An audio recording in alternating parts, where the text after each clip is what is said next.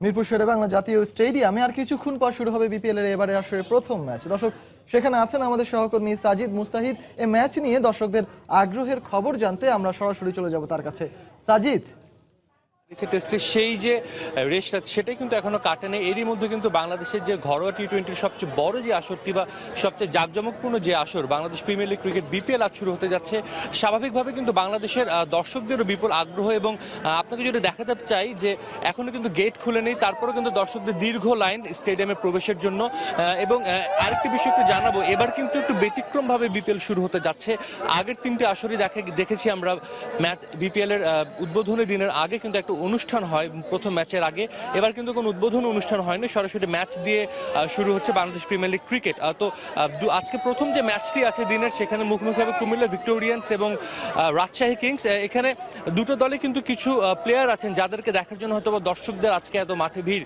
প্রথমে জানাবো যে কুমিল্লা ভিক্টোরিয়ান্সের কথা। তারা ডিফেন্ডিং চ্যাম্পিয়ন, মাশরাফির অসাধারণ নেতৃত্বে আমরা দেখেছিলাম লাস্ট ইয়ার তারা চ্যাম্পিয়ন হয়েছিল প্রথমবার অংশগ্রহণ করে, এবং এবারও কিন্তু তারা কম বেশি বলা যায় ভালো একটা দল গড়েছে। তাদের কোচিংয়ে পরিবর্তন এসেছে, মিজানুর রহমান বাবুল কোচ। তারপরও তাদের দলে কিছু দেশি বিদেশি ভালো খেলোয়াড় আছেন। আপনি জানেন আসার জাহিদ লাস্ট সিজনের যিনি ম্যান অফ দ্য টুর্নামেন্ট ছিলেন, তিনি এখনও এবারও কুমিল্লা ভিক্টোরিয়ান্সে আছেন। অন্যদিকে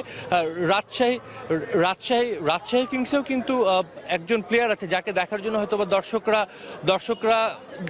দর্শকরা খুব আগ্রহ থাকতে পারে। তিনি হচ্ছেন মেহেদী হাসান মিরাজ। আপনি জানেন মেহেদী হাসান মিরাজ একটা অসাধারণ কীর্তি গড়েছেন বাংলাদেশের টেস্ট সিরিজে। তার দিকে কিন্তু সবার একটু আগ্রহ থাকবে যে তিনি কেমন করেন। এছাড়াও আপনাকে জানাবো কেসরিক উইলিয়ামস নামে একজন পেস বোলার আছেন। আপনি জানেন টি-20 মানে কিন্তু একটু আনন্দ বা একটু আমোদে ধরনের, এবং কেসরিক উইলিয়ামস কিন্তু ওয়েস্ট ইন্ডিজের ক্রিকেটার, এবং সবসময় আমরা দেখেছি যে এটা সিপিএল উনি দারুণ খেলেছেন এবং উইকেট পাওয়ার পর তিনি একটি নৃত্য করেন, তিনি নাচ দেখান। এটাও কিন্তু দর্শকরা নিশ্চয়ই চাইবেন। তো সজল, এই ছিল আমার কাছে এখানকার এখন পর্যন্ত সর্বশেষ খবর। নিশ্চয়ই সাজিদ, আসলে দর্শকরা বিনোদনের জন্যই মাঠে যাবে, টি-20 বিনোদনের খেলা, এবং সেটার জন্যই দর্শকরা অবশ্য মুখিয়ে রয়েছেন। দর্শক, মিরপুর শেরেবাংলা জাতীয় ক্রিকেট স্টেডিয়ামে আর কিছুক্ষণ পরই শুরু হবে বিপিএল এর প্রথম ম্যাচ বা উদ্বোধনী ম্যাচ, এবং সেখান থেকে সর্বশেষ খবরাখবর জানাচ্ছিলেন আমাদের সহকর্মী সাজিদ মুস্তাহিদ। ইংল্যান্ডের মানের না হলেও আন্তর্জাতিক মানের নিরাপত্তা দেয়া হবে বিপিএল এ খেলতে আসা বিদেশি ক্রিকেটারদের, কথাই জানিয়েছেন বিসিবির প্রধান নির্বাহী নিজামুদ্দিন চৌধুরী সুজন। এদিকে বিপিএল গভর্নিং কাউন্সিলের সদস্য সচিব IH মল্লিক জানিয়েছেন, উদ্বোধনী অনুষ্ঠান না থাকলেও জৌলস কমবে না এবারের আসরের। দর্শকদের কাছ থেকেও এবার ভালো সাড়া মিলবে বলেই আশা করেন তিনি। মাঠে না হয় একে অপরের প্রতিপক্ষ, কিন্তু অনুশীলনে তো সবাই সবার বন্ধু। মিরপুরের একাডেমিতে দেশি বিদেশি ক্রিকেটারদের মিলন মেলা শুরুর অপেক্ষায় ঘরোয়া ক্রিকেটের জমকালো আসর বিপিএল।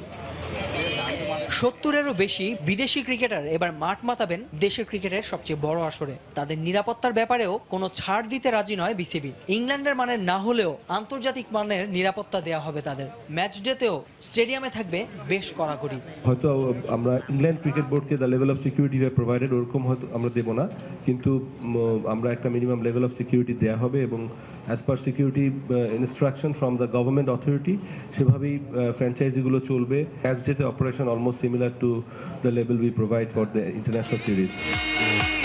গেল আসরে ঋত্বিক রোশন, জ্যাকুলিন ফার্নান্দেজের মতো নামি দামি বলিউড তারকারা মাতিয়েছিলেন বিপিএল এর উদ্বোধনী কনসার্ট। তবে ইংল্যান্ড সিরিজের পরপরই আসর শুরু হওয়ায় বিপিএল এর চতুর্থ আসরে এবার নেই কোনো উদ্বোধনী অনুষ্ঠান। তাতে আসরের জৌলুস কি কিছুটা হলেও কমে গেল? জৌলুসের কথা যদি বলেন, জৌলুস যদি কম থাকতো তাহলে আমার 76 ফরেন প্লেয়ার কি আসতো না কিন্তু। এবং আপনি যদি টিভি ভিউয়ারশিপ বলেন, আমাদের এবার বিপিএল অলমোস্ট সব বড় চ্যানেলগুলিতেই ওয়ার্ল্ডের বিভিন্ন জায়গায় দেখছি। বিপিএল এর মতো জমকালো আসরের টিকিট বিক্রি বিসিবির আয়ের অন্যতম উৎস। আসরে টিকিটের সর্বনিম্ন মূল্য 200 টাকা। এবারও আসরে দর্শকদের ভালো সাড়া মিলবে বলেই বিশ্বাস বিপিএল গভর্নিং কাউন্সিলের সদস্য সচিবের। If you consider Friday, Saturday বা এইসব দিনগুলিতে দেখবেন গ্যালারি ভরাই থাকবে। অলরেডি আমাদের ফ্রাইডে খেলার টিকিট কিন্তু 95% সোল্ড আউট। আরও কিন্তু 100% টিকিটের জন্য কিন্তু চাহিদা আছে।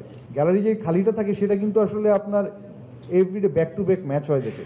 এছাড়া ক্রিকেটারদের পারিশ্রমিক মেটাতে সচেষ্ট থাকার প্রত্যয় বিসিবি। ওপেনিং কনসার্টটা বাদ দিয়েছি। নাসির সুলতান, সময় সংবাদ, ঢাকা।